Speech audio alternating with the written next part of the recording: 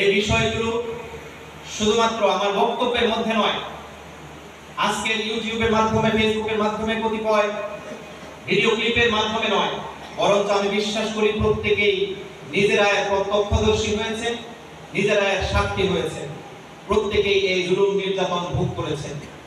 সংগ্রামের সাথী ও বন্ধুগণ, আমরা মনে করি ইসলাম এবং মানবতার মুক্তির জন্য যারা কাজ করে তাদের মূল মন্ত্র হচ্ছে ওয়াতাসিমু বিহাবলিল্লাহি জামিআন ওয়া লা তাফাররাকু। তাদের মূল মন্ত্র হচ্ছে আল-আকিমুদ্দীন ওয়া লা তাফাররাকু। যেহেতু আমাদের ঐক্যবদ্ধ থেকে দ্বীন প্রতিষ্ঠার কল্পে এই জমিনে কাজ করার জন্য আল্লাহ রাব্বুল আলামিনের পক্ষ থেকে দায়িত্ব এসেছে আমাদের প্রতি, আমরা দায়িত্ব পালন করছি। সুতরাং এই জুলুম নির্যাতনকে উপেক্ষা করে, এই জুলুম নির্যাতনকে মানিয়েই আমরা এই পথ পাড়ি দিয়েছি।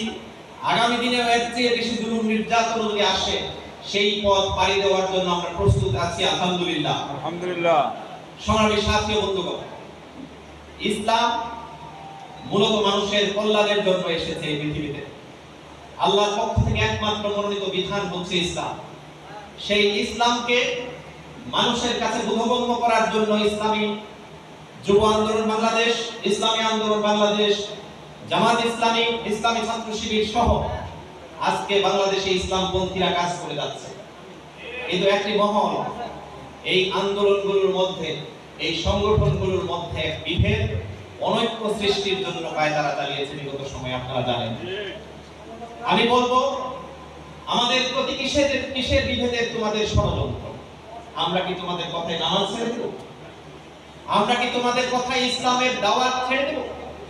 আমরা কি তোমাদের কথায় আল্লাহর হুকুম বাস্তবায়নের পথ পলিসি যেগুলো আছে সেগুলো ছেড়ে দিব? আমি বলবো না। কোরআন আমাদেরকে যে শিক্ষা দিয়েছেন, আমাদের প্রিয় নেতা হযরত মুহাম্মদ মুস্তাফা সাল্লাল্লাহু আলাইহি ওয়াসাল্লাম আমাদেরকে যে পথের দিশা দিয়েছেন, সেখানে তো এগুলো ছেড়ে দেওয়ার কোনো নির্দেশ কখনো আমরা পাইনি। আমাদের মধ্যে মত পার্থক্য থাকতে পারে, আমাদের মধ্যে পলিসিগত ভিন্নতা থাকতে পারে, কিন্তু আমাদের মূল যে লক্ষ্য এদেশে ইসলাম প্রতিষ্ঠা করা, মানবতা প্রতিষ্ঠা করা, সেখান থেকে তো আমরা চুল পরিমাণ বিচ্যুত বিগত দিনে হয়নি। আগামী দিনে আমাদের জীবন থাকা সত্ত্বেও এই বাংলাদেশ, এই মাতৃকা, এখানে মাটি মানুষ থাকা সত্ত্বেও আমরা কোনোদিন এখান থেকে বিচ্যুত হব না, ইনশাআল্লাহ। সুতরাং আমরা দৃঢ়তার সাথে বলতে চাই, তোমাদের যে ষড়যন্ত্র, সেই ষড়যন্ত্র নস্যাৎ হয়েছে, ভুলুণ্ঠিত হয়েছে। আমরা যে লক্ষ্য নিয়ে এগিয়ে চলছি, সেই লক্ষ্য বাস্তবায়নের জন্য আল্লাহর সাহায্য নিয়ে আমরা বিজয় লাভ করব, ইনশাআল্লাহ। সংগ্রামী সাথী ও বন্ধুগণ, আগামী নির্বাচন আমাদের সামনে এসেছে।